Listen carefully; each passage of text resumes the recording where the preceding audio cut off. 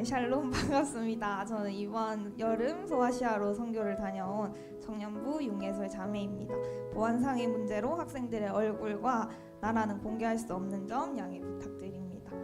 처음 소아시아에 막 도착했을 때 우리와 얼굴이 너무나도 다른 터키 사람들의 모습과 너무나 느린 행정 업무, 10시간 동안 버스를 타고 가야 하는 넓은 땅, 그리고 에어컨과 방충망이 없는 호텔, 새벽부터 몇 시간 간격으로 귀가 찢어질 듯 스피커로 울리는 이슬람 기도 소리, 폐가 망가지는 듯한 담배 연기와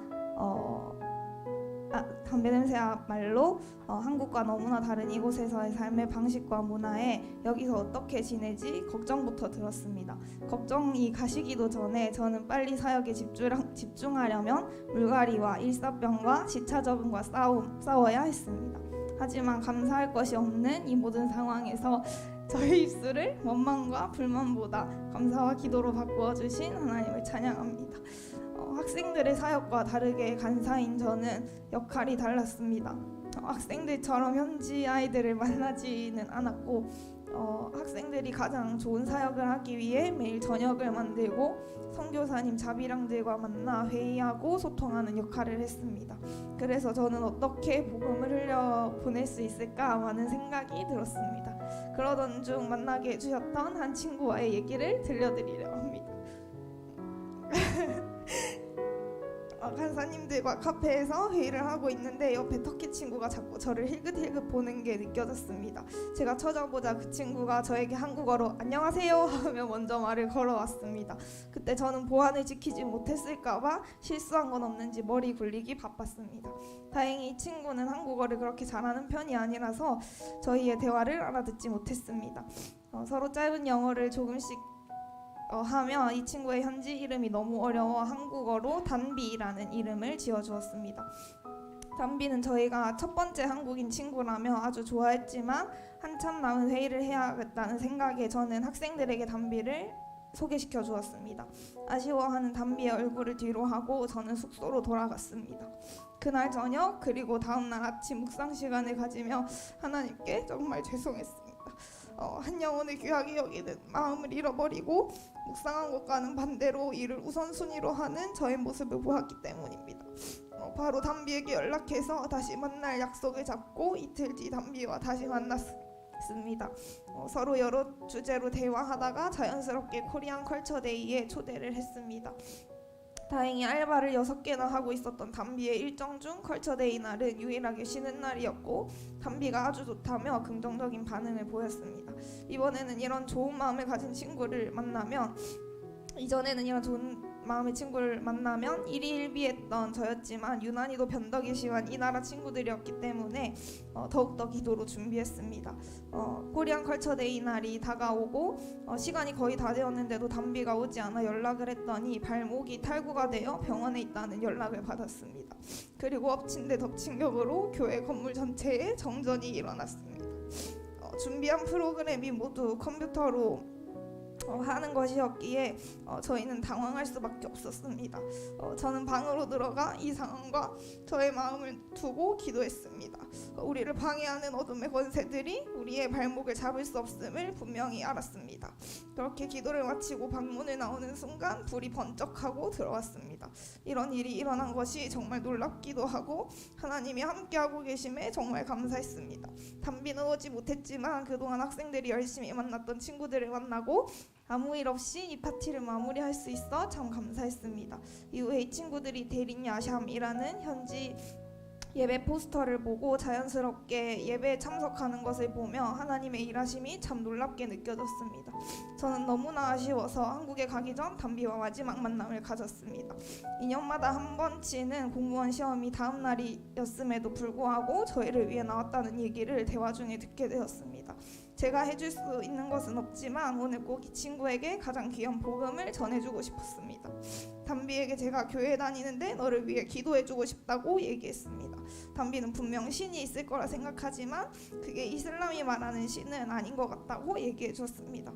나는 우리가 믿는 믿는 하나님은 살아계시다고 말했지만 시간이 없어 더 길게 얘기하지는 못하고 아쉬움을 남긴 채 헤어졌습니다. 아주 우연히 맥도날드에서 담비와 다시 마주치게 되었는데, 담비가 하나님이 우리를 다시 만나게 해준 것 같다라는 말 한마디가 저에게는 아주 큰 감동이었습니다. 지금도 인스타로 메시지는 주고받지만 이 땅에서 담비와의 저희의 만남은 이렇게 마무리되었습니다. 참 여러분도 듣는데 아쉬우시죠? 저도 아쉽습니다. 만나서 할 수 있는 저의 역할은 여기서 끝이지만 담비를 현지 선교사 님들께 연결시켜 주려 합니다. 담비 외에도 매일 가던 슈퍼 직원들, 세탁소 사장님, 호텔 직원들, 그 가족들까지 우리를 통해서, 우리의 작은 선행 등을 통해서 하나님께서 그들에게 작은 예수가 보이게 하시리라 믿어 의심치 않습니다. 단기 선교를 통해서 복음을 위해 죽음까지도 아까워하지 않았던 믿음의 사람들의 삶, 많은 핍박이 있지만 이곳에서 믿음을 지키는 이들의 삶을 보며 이들처럼 복음을 위해 죽을 수 있는 믿음이 나에게 있는가 돌아보게 되었습니다. 그리고 이렇게나 많은 사람들이 죽고 핍박을 당했는데도 이 땅은 왜 여전히 이슬람에 복종하고 핍박을 당하고 있는지 참 마음이 아팠습니다. 요한계시록에 나오는 7교회를 탐방하는 중에 해가 질 무렵 빌립 순교지에 올라가 예배드리고 각자 흩어져 기도하는 시간을 가졌습니다. 어둠 속에서 점점 빛을 내고 있는 소아시아 땅을 바라보게 되었는데, 하나님께서는 이런 어둠과 같은 핍박 속에서 빛을 내는 자녀들을 통해서 어두움을 물리치고 가장 어두울 때 빛나는 빛이 참 아름답다는 생각이 들었습니다. 제가 밟는 모든 땅에 그리스도의 계절이 오는 그때가 언제인지 알 수 없으나 이 믿음의 경주를 포기치 않아야겠다 다짐이 되었습니다.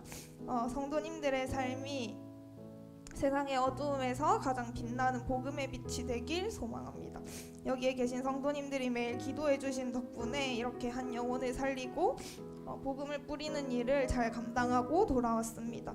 저는 비록 다시 한국에 돌아왔지만 그들을 자라게 하시는 분은 하나님이신 줄 믿습니다. 기도로 재정으로 보내는 선교사의 역할을 감당해 주신 성도님들께 정말 감사합니다. 감사합니다.